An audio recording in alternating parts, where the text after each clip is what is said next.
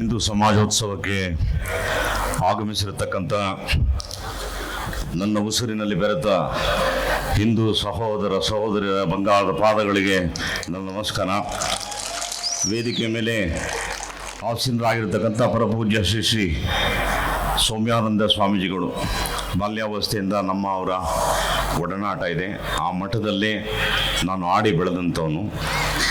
ಇನ್ನು ಇಷ್ಟೊತ್ತು ನಿಮ್ಮ ಮುಂದೆ ಮಾತಾಡಿದಂಥ ಮೇಡಮ್ ಅವರು, ಆರತಿ ಮೇಡಮ್ ಅವರು, ವೈಯಕ್ತಿಕವಾಗಿ ನಾನು ಅವ್ರ ಫ್ಯಾನು. ಯಾಕೆ ಅಂದರೆ ಅವರು ಓದಿ ಅದ್ಭುತವಾಗಿ ಪ್ರವಚನ ಮಾಡ್ತಾರೆ. ನಾನು ಹಳ್ಳಿಯಿಂದ ಬಂದು ಅಲ್ಲಿ ಸೈಡ್ ಪೈಡೆಲ್ಲ ತಿಳ್ಕೊಂಡು ನಾನು ಪ್ರಚಾರ ಮಾಡ್ತಾ ಇದ್ದೀನಿ. ಅಷ್ಟೇ ವ್ಯತ್ಯಾಸ ನಮಗವ್ರಿಗೂ. ಅವ್ರು ಓದಿದ್ದಾರೆ, ನಾವು ಅಷ್ಟು ಓದಿಲ್ಲ. ಇನ್ನು ವೇದಿಕೆ ಮೇಲೆ ಇನ್ನೊಬ್ಬರು ಮಹನೀಯರು ಇದ್ದಾರೆ, ಶೆಟ್ಟಿ ಸಾಹೇಬರು ಕಾರ್ಕಳದಿಂದ. ಅವರು ಕೂಡ ಹಿಂದೂ ಕೆಲಸವನ್ನು ವಿಶೇಷವಾಗಿ ಮಾಡ್ತಿದ್ದಾರೆ. ನಿಮ್ಮೆಲ್ಲರಿಗೂ ನನ್ನ ನಮಸ್ಕಾರ.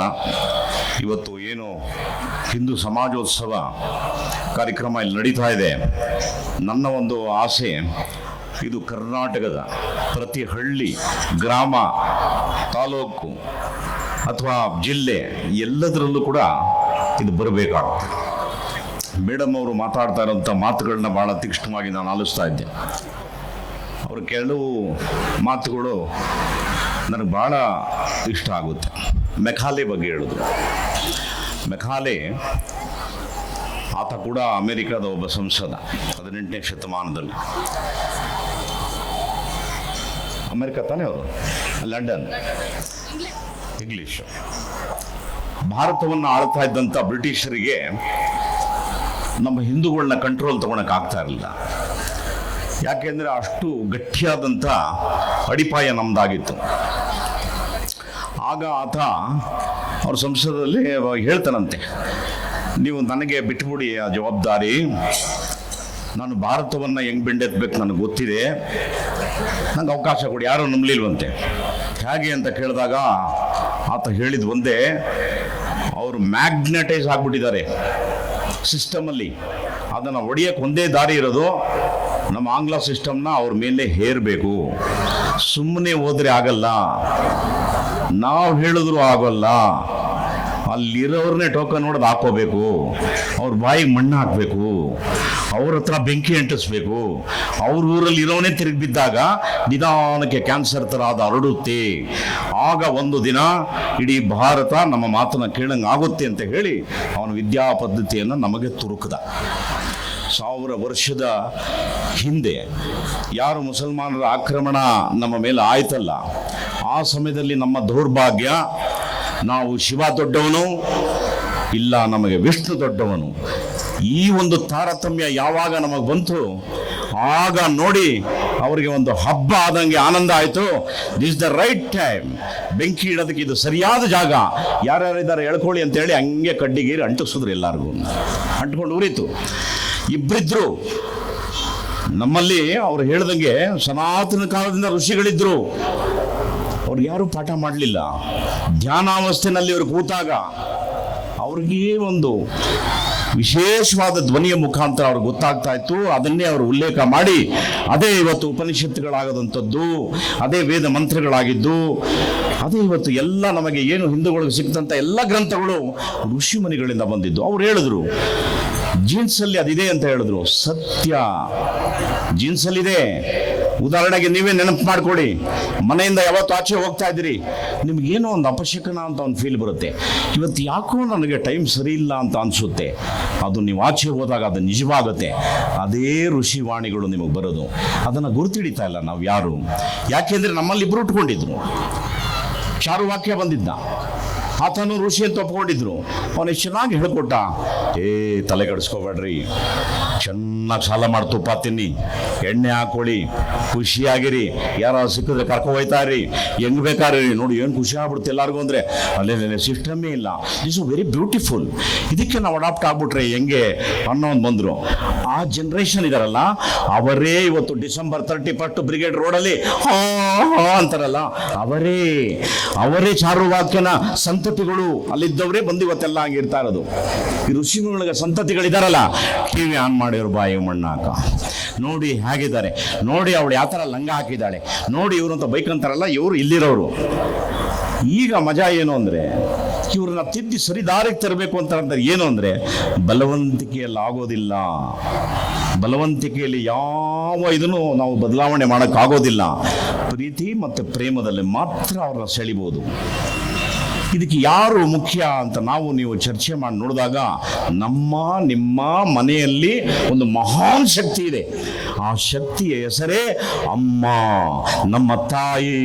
ಅವಳೇ ನಿಜವಾದ ಗುರು. ಅವಳು ಒಬ್ಬಳು ನೆಟ್ಟಗಿದ್ರೆ, ಆ ಅಮ್ಮ ಅನ್ನೋ ಗುರು ನೆಟ್ಟಗಿದ್ರೆ ಬೆಳೆಯುತ್ತೆ, ಹೆಮ್ಮರವಾಗಿ ಬೆಳೆಯುತ್ತೆ. ಅಮ್ಮನೇ ದಿನ ಮೊಬೈಲ್ ತಗೊಂಡು ಟೈಮ್ ಪಾಸ್ ಮಾಡಿಕೊಂಡು ಬಿಗ್ ಬಾಸಲ್ಲಿ ಯಾರು ಬರ್ತಾವ್ರೆ, ಯಾರು ಗೆಲ್ತಾವ್ರೆ, ಇವ್ರೇನಾಗ್ತಾ ಇದ್ದಾರೆ, ಟಿ ವಿ ಸೀರಿಯಲ್ ಸ್ಟೋರಿಗಳು, ಯಾವಕ್ಕೂ ದೇವ್ರ ನಾಮ ಬರೋದಿಲ್ಲ, ಬೆಳಗ್ಗೆ ಹಣೆಗೆ ಕುಂಕುಮ ಇಡೋದಿಲ್ಲ, ಒಂದು ತುಳಸಿ ಅನ್ನೋದೇ ಮನೆ ಮುಂದೆ ಇಲ್ಲ. ಇವತ್ತು ಈ ಥರ ಪದ್ಧತಿನಲ್ಲಿ ನಾವೆಲ್ಲ ಹೋಗ್ತಾ ಇದ್ರೆ ಹೆಂಗಾಗ್ತದೆ? ಅವರನ್ನು ಬದಲಾವಣೆ ಮಾಡಬೇಕಾಗಿದೆ ಯಾರು? ನಮ್ಮ ಮನೆಯಲ್ಲಿದ್ದಂಥ ಮಹಾನ್ ಗುರು ಅಮ್ಮ. ಆ ಅಮ್ಮ ಒಬ್ಬಳು ನೆಟ್ಟಗಿದ್ರೆ ಈ ದೇಶದಲ್ಲಿ ನಮ್ಮನ್ನು ಮುಟ್ಟಕ್ಕೆ ಯಾರು ಬರೋಕ್ಕೆ ಸಾಧ್ಯ ಇಲ್ಲ. ಹಾಗಾಗಿ ಇಲ್ಲಿ ಅಮ್ಮಂದಿರು ಇರುವಂಥವರು, ಮುಂದೆ ಅಮ್ಮ ಆಗುವಂಥವರು. ನೀವು ಇದನ್ನು ಹೃದಯಕ್ಕೆ ತಗೋಬೇಕು. ನೀವು ಮಾಡೋದು ಏನೂ ಇಲ್ಲ. ಚೆನ್ನಾಗಿ ಇಂಥ ಮಹನೀಯರು ಮಾಡುವಂಥ ಪ್ರವಚನ ಕೇಳಿ. ಯಾಕಂದರೆ ಓದಕ್ಕೆ ಬೋರ್ ಹೊಡೆದಿದೆ ನಮಗೆ. 5 ನಿಮಿಷ ಕೂತ್ಕೊಳ್ಳೋಂಥ ತಾಳ್ಮೆ ನಮಗಿಲ್ಲ. ಇವತ್ತು ಯಾವುದನ್ನು ಕೂಡ ನ್ಯೂಸ್ ನೋಡ್ತೀರಾ, ಟೈಮ್ ಚೇಂಜ್, ಮೊಬೈಲ್ ನೋಡ್ತೀರಾ, ಟೈಮ್ ಚೇಂಜ್, ಯಾವುದ್ರ ಮೇಲೂ ಇಲ್ಲ. ಟ್ರಾಫಿಕ್ ನೋಡಿ, ಯಾರಿಗೂ ಕೂಡ ಒಂದು ಭರವಸೆ ಇಲ್ಲ. ನಾನು ಇಷ್ಟ ಬಂದಂಗೆ ಹೋಗ್ತೀನಿ, ಇದೇ ನನ್ನ ಜೀವನ ಅನ್ನೋ ಥರ ಇದೆ. ಅದಕ್ಕೆ ತಾಳ್ಮೆ ಅನ್ನೋದು ಬೇಕು. ಎಲ್ಲವೂ ಹುಟ್ಟೋದು ಮನೆಯಿಂದಾನೆ. ನಾನು ಈ ಒಂದು ಅದ್ಭುತ ವೇದಿಕೆಯಲ್ಲಿ ನಮ್ಮಮ್ಮನ ನಾನು ನೆನೆಸ್ಕೊತೀನಿ, ಸಾಯೋವರೆಗೂ ನೆನೆಸ್ಕೊತೀನಿ. ಕಾರಣ ಏನು ಅಂದರೆ, ನಮ್ಮ ಮನೆಯಲ್ಲಿ 45 kg ಶಿವ ಇದ್ದ. ನಮ್ಮಮ್ಮ ದಿನ ಬೆಳಗಾದರೆ ಶಿವಪೂಜೆ ಮಾಡೋದು. ನಾವು ಅಪಾಪೋಲಿಗಳು. ಬಾಲ್ಯಾವಸ್ಥೆಯಲ್ಲಿ ಎಲ್ಲ ಮಕ್ಕಳು ಇದ್ದಂತೆ ನಾನು ಕೂಡ ತೀಟೆ ಸ್ವಭಾವದವನು. ಸವಾಸ್ ದೋಷದ ಸನ್ಯಾಸಿ ಕೆಟ್ಟಂಗೆ ನಾನು ಕೆಟ್ಟವನು. ನಮ್ಮಮ್ಮನಿಗೆ ಒಂದೇ, ನಮ್ಮಪ್ಪನಿಗೆ ಚಾಲೆಂಜ್ ಮಾಡಿ ಹೇಳೋರು, ನನ್ನ ಮಗನ್ನ ನಾನು ಸರಿ ದಾರಿಗೆ ತಂದು ಜನ ಮೆಚ್ಚುವಂತ ಮಗನ್ನ ಮಾಡ್ತೀನಿ, ನೀ ಕಾದ್ ನೋಡೋನವರು. ನಮ್ಮಪ್ಪ ಹಂಗಾಗಿದ್ದ ದಿನ ನೇಣು ಹಾಕೊಂಡು ಸತ್ತೋಗ್ಬಿಡ್ತೀನಿ ಅನ್ನೋನು. ಇವರಿಬ್ಬರಿಗೂ ಈ ವಾರನ ನೋಡ್ಕೊಂಡು ಬೆಳೆದೆ ನಾನು. ಇವಾಗ ಯಾವ ಪಂಗಡಕ್ಕೆ ಹೋಗ್ಬೇಕು? ನಮ್ಮಪ್ಪನ ಸಾಯಿಸ್ಬಿಡ್ಲಾ, ಇಲ್ಲ ನಮ್ಮಮ್ಮನ ಮಾತು ಕೇಳ್ಬಿಡ್ಲಾ? ಇದು ಬಹಳ ದ್ವಂದ್ವ ನನಗೆ. ಕಡೆಗೆ ಏನು ಮಾಡೋಕ್ಕಾಗಲ್ಲ, ಹಸು ಇರೋ ಕಡೆನೇ ಕರು ಬರೋದು. ಯಾಕಂದ್ರೆ ಅಲ್ಲೇ ತಾನೇ ಹಾಲು ಸಿಗೋದು. ಅದಕ್ಕೆ ಎಲ್ಲ ಮಕ್ಕಳಿಗೆ ಪಾಪ ತಂದೆ ಕಷ್ಟಪಟ್ಟು ದುಡಿದು ಮನೆಗೆ ತಗೊಂಬಂದು ಕೊಡ್ತಾನೆ. ಅಮ್ಮ ಟಕ್ ಅಂತ ಇಟ್ಕೊಂಡು ತಗೊಳ್ಳೋ ಮಗನೇ ಅಂತ ಕೊಟ್ಟಿದ್ದು ಅಮ್ಮ ಇಸ್ ಗ್ರೇಟ್. ಆದರೆ ಅಪ್ಪ ಕೊಟ್ಟಿದ್ದ ದುಡ್ಡು ಯಾರು ಗ್ರೇಟ್ ಅಲ್ಲ. ಅಪ್ಪನ ಯಾರು ನೆನೆಸ್ಕೊಳಲ್ಲ. ಅದಕ್ಕೆ ಇವತ್ತು ಅಪ್ಪ 3rd grade citizen in the house including me. ನಾನು ಕೂಡ ನನ್ನ ಹೆಂಡತಿ 7 ಟ್ರಿಪ್ ಹೋದ್ರು ಮಕ್ಕಳನ್ನ ಮೊಮ್ಮಕ್ಕಳನ್ನ ಕರ್ಕೊಂಡು ಹೋಗ್ತಾಳೆ. ನಾನು ವಾಚ್ಮೆನ್ ಥರ ಮನೆಯಲ್ಲಿ ಕಾಯ್ತಾ ಕೂತಿರ್ತೀನಿ. ನಮ್ಮ ಮನೆಯಲ್ಲಿ ಒಂದು ನಾಯಿ ಇದೆ, ಅದೇ ನನ್ನ ಫ್ರೆಂಡು. ಅವನ ಜೊತೆ ಮಾತಾಡ್ಕೊಂಡು ಟೈಮ್ ಪಾಸ್ ಮಾಡ್ತಾ ಇದ್ದೀನಿ. ಯಾಕೆ ಹೇಳಿ? ಅಮ್ಮ ಇಸ್ ಗ್ರೇಟ್. ಆದರೆ ನನಗೊಂದು ಸಂತೋಷ, ವಾಟ್ ಎ ವಂಡರ್ಫುಲ್ ಅಮ್ಮ ನನಗಿದ್ಲು ಅಂದರೆ ಏನೂ ಮಾಡಲಿಲ್ಲ. ನಾನು ಹೇಳ್ತೀನಿ, ಸ್ವಲ್ಪ ಸಮಯ ತೊಗೊಂಡ್ರೆ ಬೇಜಾರಿಲ್ಲ ತಾನೆ? ಮಾತಾಡ್ಬೋದಾ? ಏನೂ ಇಲ್ಲ. ನನ್ನನ್ನು ನೋಡಿ ಅಪಮಾನ ಮಾಡಿದ್ರು ಒಂದಿನ. ಅವನು ಹಿಂಗಿದ್ದಾನೆ, ಇವನು ಮಕ ನೋಡೋ, ಇವನೆಲ್ಲ ಅವನ ಆ್ಯಕ್ಟ್ರ, ಏಯ್ ಕಳ್ಸಾಚೆ ಅಂತ ಅಂದರು. ನಾನು ನಮ್ಮಮ್ಮನ ಹತ್ರ ಹತ್ಕೊಂಡು ಬಂದು ಹೇಳಿದೆ, ಯಾಕಮ್ಮ ನನಗಿಂತ ಕಲರ್ ಕೊಟ್ಟೆ, ಯಾಕಮ್ಮ ನನ್ನ ಉದ್ದು ಕೂಟಿಸ್ಲಿಲ್ಲ, ಹಿಂಗೆಲ್ಲ ಜಗಳ ಮಾಡಿದೆ. ಅಮ್ಮ ಅಂದ್ಲು, ಉದ್ದ ಬಣ್ಣ ಅಲ್ಲ ಮಗನೇ, ಒಳಗಡೆ ಒಬ್ಬ ದೇವರನ್ನ ಇಡು, ಸ್ಥಾಪನೆ ಮಾಡು, ಹೋಗು ನೀನು, ಹೋಗು ಕೇಳು, ಅವನು ಕೊಟ್ಟಿಲ್ಲ ಅಂದರೆ ನಿಮ್ಮಮ್ಮನ ಹೆಸರನ್ನ ಬದಲಾಯಿಸು ಅನ್ನೋ ಒಂದು ಮಾತು ನಮ್ಮಮ್ಮ ಹೇಳ್ಕೊಟ್ಟು. ದಟ್ ಈಸ್ ಗುರು ಅಮ್ಮ. ಅವಾಗಲೇ ನಾನು ನಮ್ಮ ರಾಯರನ್ನ ಹಿಡ್ಕೊಂಡಿದ್ದು, ನಮ್ಮಮ್ಮ ತೋರಿಸಿದ್ದ ದಾರಿ, ಹೋಗಿ ನೋಡ್ಕೊಂತ. ಇವತ್ತು ನನಗೆ ಎಷ್ಟು ಸಂತೋಷ ಅಂದರೆ, ಯಾವ ಡಿಸ್ಟ್ರಿಬ್ಯೂಟ್ರು ಡೈರೆಕ್ಟ್ರು ಥೂ ಅಂದರು, ಅಣ್ಣ ಅವರೇ ನಮಸ್ಕಾರ ಅಂತಾನೆ. ಎಲ್ಲಿಂದ ಬಂತು? ಅಮ್ಮನಿಂದ ಬಂತು. ಅಮ್ಮ ಇದ್ದ ಗುರು. ಅವಳು ಕಲಿಸ್ಕೊಟ್ಟಿದ್ದು ನನಗೇನು ಒಂದೇ, ಪಾಪ ಓದಕ್ಕೆ ಬರ್ತಾರಿಲ್ಲ, ಚೆನ್ನಾಗಿ ಕಲ್ತ್ಕೊಂಡಿದ್ದು ಬಸವಣ್ಣನ ಒಂದು 4 ಮಾತು ಹೇಳೋಳು. ಕಳಬೇಡ, ಕೊಲಬೇಡ, ಹುಸಿಯ ನುಡಿಯಬೇಡ, ಜರಿಯಬೇಡ, ಅಸಹ್ಯ ಪಡಬೇಡ, ತನ್ನ ಬಣ್ಣಿಸಬೇಡ, ಇದು ಅಂತರಂಗದ ಶುದ್ಧಿ, ಇದು ಬಹಿರಂಗದ ಶುದ್ಧಿ ಅನ್ನೋಳು. ಏನಮ್ಮ ಹಂಗಂದ್ರೆ ಅಂತಿದೆ. ಇಟ್ಟು ಗುಣ ಕಲ್ತ್ಕೊಳ್ಳೋ, ನಿನ್ನ ಮಕ ಮುಚ್ಚ, ಇದು ಕಲ್ತ್ಕೊಂಡ್ರೆ ಸಾಕೋಣೋ, ನೀನು ಎಲ್ಲೆಲ್ಲೋ ಹೋಗ್ತೀಯ. ಇಲ್ಲಿಂದ ಬಂದ ಜಗ್ಗೇಶು ಅಮ್ಮನಿಂದ ಬಂದ. ಇವತ್ತು ಎಷ್ಟು ಜನ ಸಾಧಕರಿದ್ದಾರೆ, ಎಲ್ಲರೂ ಅಮ್ಮನಿಂದ ಬಂದವರು. ಅದಕ್ಕೆ ಅಮ್ಮನನ್ನ ಮನೆಯಲ್ಲಿ ಮೊದಲು ನೆಟ್ಟಗೆ ಮಾಡಬೇಕು. ದೊಡ್ಡವರು ಅಮ್ಮ ಆದವರು ತಮ್ಮ ಮಕ್ಕಳಿಗೆ ಹೇಳ್ಕೊಡ್ಬೇಕು, ಬಲವಂತ ಮಾಡಬೇಕು. ಇವತ್ತಿನ ಮಕ್ಕಳು ಹಠ ಮಾಡ್ತಾರೆ. ನಾನು ನೋಡಿದ್ದೀನಿ ಎಷ್ಟೋ ಮನೆಯಲ್ಲಿ. ಮೊನ್ನೆ ನನ್ನ ಫ್ರೆಂಡ್ ಒಬ್ಬರು 2 ವರ್ಷದ ಕೆಳಗೆ ಅವ್ರ ಮಗನ ಫಾರಿನ್ ಕಳಿಸಿದ್ರು. ಭಾಳ ಸಂತೋಷ ಪಟ್ಟರು. ನೋಡಿದ್ರೆ ಅವ್ರ ಅಪ್ಪನ ಫೋನ್ ಮಾಡ್ದ, I am good set up year, come marriage ಅಂತ ಕರೆದ. ಪಾಪ ಈಗ 6 ಜನ ಮದುವೆಗೆ ಹೋಗ್ತಾವ್ರೆ. Is the thing. ಒಬ್ಬರು ಲಿಂಗಾಯತರು ಹುಡುಗಿ ಭಾಳ ಪ್ರೀತಿಯಿಂದ ಅವರಪ್ಪ ಸಾಕಿದ್ರು, ಶಿಂಗರಿಗೌಡರು ಅಂತ ಅವ್ರ ಹೆಸರು. ಎಷ್ಟು ಚೆನ್ನಾಗಿ ಸಾಕಿದ್ರು. ಅವನು ಯಾರೋ ಬಂದಂತೆ, ತುಂಬ ಸ್ಮಾರ್ಟ್ ಆಗಿದ್ದಂತೆ, ಕಾಶ್ಮೀರದ ಹುಡುಗ, ಏನೋ ನೈಟ್, ಏನೋ ಒಂದು ಕಲರ್, ಕರ್ಕೊಂಡೋಗಿ ಅವಳನ್ನ ಬೂಬಮ್ಮನ್ನ ಮಾಡಿ 4 ಮಕ್ಕಳನ್ನ ಕೊಟ್ಟು, ನೀನು ಸರಿ ಬರ್ತಾ ಇಲ್ಲ, ನೀನು ಕಾಫಿರಂತೆ, ನಮ್ಮ ಮನೇಲಿ ಹೇಳ್ತಾರೆ ಗೋ ಬ್ಯಾಕ್ ಅಂತ ಕಳಿಸ್ದ. 4 ಮಕ್ಕಳನ್ನ ಕಟ್ಕೊಂಡು ಬೆಂಗಳೂರಿಗೆ ಬಂದವಳೆ. What happen to the love? ಇದೆಲ್ಲ ಬಹಳ ಒಂದು ಸಿಸ್ಟಮ್ ಎಲ್ಲಿಂದ ಬರ್ತದೆ ಅಂದರೆ ಬಲವಂತಿಕೆ. ಅದು ಯಾವಾಗ ಮಾಡಬೇಕು? ಮಕ್ಕಳನ್ನ 6 ವರ್ಷದವರು ಇದ್ದಾಗಲೇ ಶುರು ಮಾಡಬೇಕು. 6 ವರ್ಷದ ನೆನಪೇ ಅವ್ರು ಸಾಯೋವರೆಗೂ ಅವ್ರ ಬ್ರೈನಲ್ಲಿ ಇರುವಂಥದ್ದು. ಅಲ್ಲಿ ಬಂದು ಅವು ಹತ್ತು ಕರೆದು ಬಿಟ್ಟ, ಅವ್ರಿಗೆ ಮುಂದೆ ಏನು ಡ್ರೆಸ್ ಹಾಕಿದ್ರು, ಆ ಥರ ಹಾಕ್ಬೇಡ, ಇನ್ನೂ ಶಾರ್ಟ್ ಹಾಕು, ತುಂಬ ಚೆನ್ನಾಗಿ ಕಾಣ್ತೀಯ ಅನ್ನೋ ಪುಣ್ಯಾತ್ಗಿರಿ ಇದ್ದಾರೆ ಈ ದೇಶದಲ್ಲಿ. ಅವ್ರು ಯಾರು? ಅವರೇ ತಾಯಿ, ಅವರೇ ಬಿಡ್ತಾರೆ ಹತ್ರ, ನೀವು ಫಾಸ್ಟ್ ಆಗಿರಬೇಕು ಅಂತ. ಇವತ್ತು ನೀವು ನಂಬಲ್ಲ, ಗ್ರಾಮೀಣ ಭಾಗದಿಂದ ಬಂದಿದ್ದೀನಿ, ಪದ್ಧತಿಗಳು ಎಷ್ಟು ಕೆಟ್ಟಿದ್ದಾವೆ ಅಂತ ಹೇಳ್ತೀನಿ. ಸುಮಾರು ನನ್ನ ಊರಲ್ಲಿ 40-45 ಜನ ಮಕ್ಕಳಿದ್ದಾರೆ, ಅವ್ರಿಗೆ ಯಾರು ಹೆಣ್ಣೆ ಕೊಡಲ್ಲ. ಅವ್ರು ಬೇಕಾದ್ರೆ ಲವ್ ಮಾಡಿಕೊಂಡು ಬೇರೆಯವರು ಮದುವೆ ಆದರೂ ಪರವಾಗಿಲ್ವಂತೆ, ದುಡ್ಡಿರ್ಬೇಕಂತೆ. ಸೊ ಪದ್ಧತಿ ಎಲ್ಲಿಂದ ಬರಬೇಕು? ವಾಪಸ್ ತಾಯಿಯಿಂದ ಬರಬೇಕು. ತಾಯಿ ಎಂಬತಕ್ಕಂಥ ಶಕ್ತಿ ಮನೆಯಲ್ಲಿ ಬಲಿಷ್ಠವಾಗಿದ್ದರೆ ಅಲ್ಲೊಬ್ಬ ಹಿಂದೂ ಹುಡ್ತಾನೆ, ಅವನ ಶೇಕ್ ಮಾಡೋಕ್ಕಾಗಲ್ಲ. ಇವತ್ತು ಅದೇ ಹಿಂದೂನೇ ಒಬ್ಬ ತಾಯಿ ಸಾಕಿ ಇಡೀ ರಾಷ್ಟ್ರವನ್ನು ನೋಡ್ಕೊ ಮಗನೇ ಅಂತ ಬಿಟ್ಟಿರೋದು ಅದೇ ಒಬ್ಬ ಹಿಂದುವನ್ನ. ಇವತ್ತು ವಿಶ್ವಗುರು ಭಾರತವನ್ನ ಮಾಡ್ತಾ ಇರೋದು ಆ ತಾಯಿಯಿಂದ ಪಾಠ ಕಲ್ತಂತ ಒಬ್ಬ ಮಗನಿಂದ. ಇವತ್ತು ಮೇಡಮ್ ಹೇಳಿದ್ರಲ್ಲ, ನಮ್ಮವರೆಲ್ಲ ಅಮೆರಿಕಾಗೆ ಆರೋಗಿದಾರೆ ಅಂತ. ಇವತ್ತು ಅದೇ ಹಿಂದುವಿನ ಮಗ ಇವತ್ತು ಎಲ್ಲ ವಿಶ್ವದಲ್ಲಿರತಕ್ಕಂಥ ವಿದ್ಯಾವಂತರೇ ವಾಪಸ್ ಬನ್ನಿ, ಭಾರತವನ್ನ ಕಟ್ಟೋಣ ಅಂತ ಹೇಳಿ ಅವರಿಗೆ ಅದ್ಭುತವಾದಂತಹ ಕೆಲಸವನ್ನ ಕೊಟ್ಟು ವಾಪಸ್ ಕರೆಸ್ತಾ ಇದ್ದಾರೆ. ಅದಕ್ಕೊಂದು ಕಾನೂನು ತಂದಿದ್ದಾರೆ. ಅಂತ ಒಬ್ಬ ಸಾಧಕ ಹುಟ್ಟಿದ್ದು ಒಬ್ಬ ಅದ್ಭುತ ಹಿಂದುವ ಹೊಟ್ಟೆನಲ್ಲಿ. ಹಿಂದುತ್ವ ಎಲ್ಲಿಂದ ಹುಟ್ಟತ್ತೆ ಅಂದರೆ ಮನೆಗಳಲ್ಲಿ ಹುಟ್ಟಬೇಕು, ಮನೆಗಳಲ್ಲಿ ಹುಟ್ಟಬೇಕು. ಆಗೇನು ಮಾಡಬೇಕು? ಇಂಥ ಮಹಾ ತಾಯಿಯರೆಲ್ಲ ಹೋಗಿ ಬಿಡುವಿದ್ದಾಗ ಒಂದು ಸಣ್ಣ ಹಳ್ಳಿನಲ್ಲಿ 5 ಜನ 10 ಜನ ಹೋಗಿ ಮಾತಾಡಿ ತಿಳಿದಂಥ ಇಂಥ ಮಹನೀಯರೆಲ್ಲ ಹೋಗ್ಬೇಕು. ಏನು ನಮ್ಮ ಧರ್ಮ ಹಿಂದೆ ಆಗಿತ್ತು, ಈಗ ಏನಾಗಿದೆ ವಾಪಸ್ ತರಬಹುದು, ತಪ್ಪೇನಿಲ್ಲ. ಯಾರು ತಪ್ಪದಾರಿಗೆ ಹೋಗುತ್ತಾರೆ ಅವರು ಸರಿ ದಾರಿಗೆ ತರಬಹುದು ಅನ್ನೋ ಒಂದು ಅವೇರ್ನೆಸ್ನ ಕ್ರಿಯೇಟ್ ಮಾಡುವಂಥ ಒಂದು ಕಾರ್ಯಕ್ರಮ ಬರಬೇಕು. ಎಲ್ಲಿದ್ದೀವಿ ನಾವು? ಆ ಥರ ಪಕ್ಕದ ಮನೆಯಲ್ಲಿ ಯಾರೋ ಸತ್ತೋಗಿದ್ರೆ ತಿರುಗು ನೋಡಲ್ಲ, ಹೆಸರಿಗೆ ಅವನು ಎಂದು ನಾನು ಎಂದು, ಆದರೆ ಎಲ್ಲರಿಂದ ಎಂದು ಈ ಥರ ಪರಿಸ್ಥಿತಿ ಇದೆ. ಬದಲಾಗಬೇಕು ನಾವು. ನಮ್ಮಲ್ಲಿ ಒಂದೇ ಒಂದು ಮಾತು ನಿಮಗೆ ನಾನು ಹೇಳ್ತೀನಿ, ಈ ವಿಶ್ವದಲ್ಲಿ ಎಲ್ಲೇ ಹೋಗಿ ನೀವು ಉತ್ಖನನ ಮಾಡಿ ಅಲ್ಲಿ ಸಿಗೋದು ಶಿವನ ಲಿಂಗನೇ ಹೊರತು ಬೇರೆ ಯಾವ ಪದಾರ್ಥವೂ ಸಿಗೋಕ್ಕೆ ಸಾಧ್ಯ ಇಲ್ಲ. ರಷ್ಯಾದಲ್ಲಿ ಸಿಗುತ್ತೆ, ಇವತ್ತು ಮುಸ್ಲಿಂ ರಾಷ್ಟ್ರದಲ್ಲಿ ಸಿಗ್ತಾ ಇದೆ, ನೀವೆಲ್ಲ ಥೈಲ್ಯಾಂಡ್ ಹೋಗಿ ಸಿಗ್ತಾ ಇದೆ, ಅಲ್ಲಿ ಬೇರೆ ಯಾವುದು ಸಿಗ್ತಾ ಇದಿಲ್ಲ. ಬೇರೆ ಧರ್ಮಗಳೆಲ್ಲ ಹುಟ್ಟಿದ್ದು 1500 ವರ್ಷದ ಹಿಂದೆ ಮಾತ್ರ. ನಮ್ಮ ಧರ್ಮ ಹುಟ್ಟಿದ್ದು ಸೂರ್ಯ ಚಂದ್ರ ಯಾವಾಗ ಬಂದ ಅಲ್ಲಿಂದನೂ ಕೂಡ ನಮ್ಮ ಧರ್ಮ ಇದೆ, ನಾವು ಪಾಲಿಸ್ಬೇಕಷ್ಟೇ. ಸೊ ಹಾಗಾಗಿ ಇಂಥ ಒಂದು ಅದ್ಭುತ ಕಾರ್ಯಕ್ರಮಗಳು ನಿರಂತರವಾಗಿ ನಡೀತಾ ಇರಬೇಕು.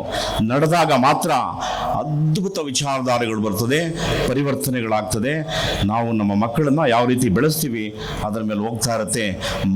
ಮನೆಯಲ್ಲಿ ಮುಂದೆ ಒಬ್ಬ ಹಿಂದೂ ಹುಟ್ಟಿಲ್ಲ ಅಂದರೆ ಸುಮ್ಮನೆ ಬಾಂಗ್ಲಾದೇಶದ ಕಡೆ ಟಿವಿ ಹಾಕೊಂಡು ನೋಡಿ ಯಾವ ಗತಿ ಬರ್ತಾ ಇದೆ ಅಂತ ನೋಡಿ.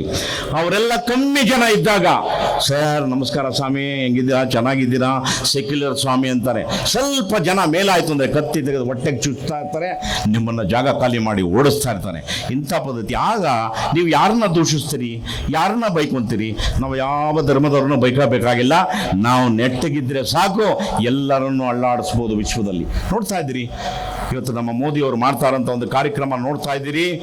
12ನೇ ಸ್ಥಾನದಲ್ಲಿತ್ತು ಭಾರತ, 70 ವರ್ಷ ದುಡಿದ್ರು. ಇವತ್ತು ಎಷ್ಟು ಸಿಸ್ಟಮ್ ಅಂದರೆ, ನಾನು ಯಾವ ಜನ್ಮದಲ್ಲಿ ಪುಣ್ಯ ಮಾಡಿದನೋ ಗೊತ್ತಿಲ್ಲ, ಆ ಮಹನೀಯನ ಮುಂದೆ ಕೂತು ಚರ್ಚೆಯನ್ನು ಮಾಡುವಂಥ ಒಂದು ಸೌಭಾಗ್ಯವನ್ನು ಇವತ್ತು ನನ್ನ ಸಂಘ ಕೊಟ್ಟಿದೆ. ಅದಕ್ಕೆ ನಾನು ಹೆಮ್ಮೆ ಪಡ್ತೀನಿ. ಒಂದಲ್ಲ ಎರಡಲ್ಲ, ಒಂದು 13 ಬಾರಿ ನಮ್ಮನ್ನೆಲ್ಲ ಕರೆಸಿ ಎದುರುಗಡೆ ಕೂತ್ಕೊಂಡು ಮಾತಾಡಿದ್ದಾರೆ. ನಾವು ಯಾವುದೋ ಒಂದು ಸಣ್ಣ ಚಿಂತನೆ ಬಂದು ಹೇಳಿದ್ರು ಕೂಡ ಎದ್ದು ನಿಂತು ಕೇಳ್ತಾರೆ. ಅಷ್ಟು ಒಂದು ಅದ್ಭುತವಾದಂಥ ಚಿಂತನೆ ಅವರಿಗಿದೆ.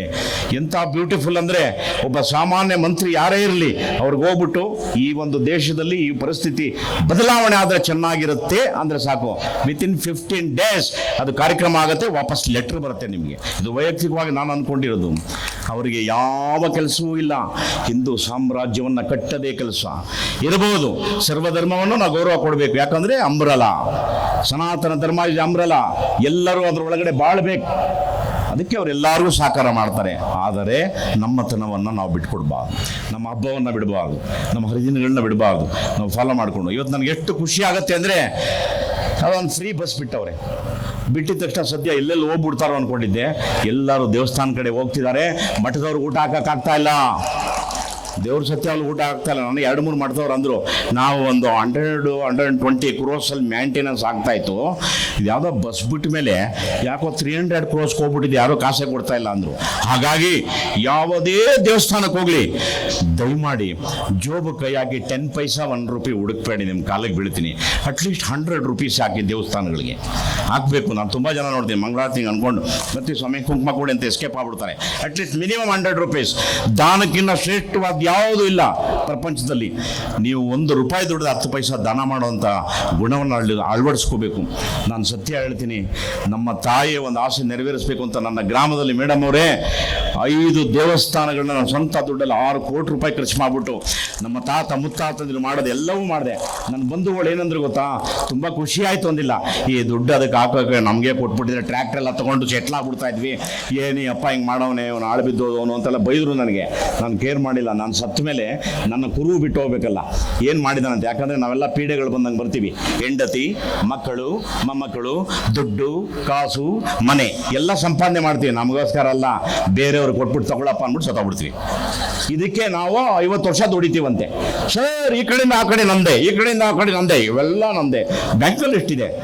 ನಿಂದಲ್ಲ, ಅದೆಲ್ಲ ಯಾರಿಗೋ ಮಾಡಿರೋದು ನೀನು. ಹಾಗಾಗಿ ನಿನಗೋಸ್ಕರ ನೀನು ಮಾಡಬೇಕಾಗಿರೋದೇನು ಅಂದರೆ, ನಿನ್ನ ಧರ್ಮವನ್ನು ಎತ್ತಿಡಿ, ನಿನ್ನ ಧರ್ಮವನ್ನು ಉಳಿಸು, ನಿಮ್ಮ ವಂಶವಾಹಿನಿಗೆ ಗೌರವವನ್ನು ಕೊಡು, ದೇಶ ಪ್ರೇಮವನ್ನು ಇಟ್ಕೋ, ಸಾಯವರೆಗೂ ಈ ಭೂಮಿ ತಾಯಿಗೆ ಶರಣಾಗು.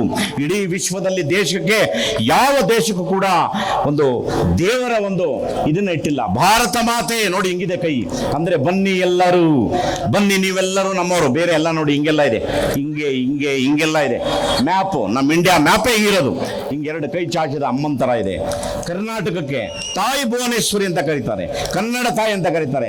ನಾವೇ ದೇಶಕ್ಕೆ ದೇವರನ್ನ ಸೇರಿಸಿ ಕರೆಯುವಂಥದ್ದು ನಾವು ಮಾತ್ರ, ಬೇರೆ ಯಾರು ಕರೆಯಲ್ಲ. ಕೆಟ್ಟ ಹೆಸರು ಇಟ್ಕೊಂಡ್ಬಿಟ್ಟಿದ್ದಾರೆ. ಇವತ್ತು ಯಾರೋ ಒಬ್ಬ ಟ್ರಂಪು ಪುಣ್ಯಾತ್ಮ ನಮಗೆ ಅದೇನೋ ಪದರಿಸಕ್ಕೆ ಮಾಡ್ದ. ಇವತ್ತು ಹಿಂದೂ ಮಗ, no caring, no phone lifting, I don't care. ನೀನು ಕೊಡೋ 100 ರೂಪಾಯಿನ 10 ದೇಶಕ್ಕೆ ಹಂಚ್ತೀನಿ ಅಂತ ಹೋದ್ರು, ಎಲ್ಲರ ಹತ್ರ ಮಾತಾಡಿದ್ರು. ಯಾಕ್ರಪ್ಪ ಬೇರೆಯವರೆಲ್ಲ ಹಂಗೆ ಮಾಡಲಿಲ್ಲ? ಯಾಕೆ ಅಂದರೆ ಅವ್ರು ಕಾಲೋನಿಯಲ್ ಸಿಸ್ಟಮಲ್ಲಿ ಬಂದವರು, ಅವ್ರು ಯಾರೋ ನಮ್ಮವರಲ್ಲ.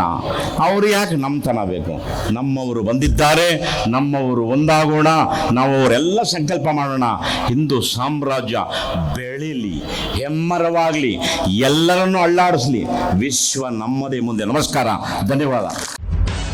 ನಿಖರ ಸುದ್ದಿ, ಸದಭಿರುಚಿಯ ಕಾರ್ಯಕ್ರಮ. ನೀವು ನೋಡ್ತಾ ಇದ್ದೀರಾ ಕಹಳೆ ನ್ಯೂಸ್, ಸಮಾಜದ ಜಾಗೃತಿಗಾಗಿ ವಸ್ತುನಿಷ್ಠ ವರದಿ.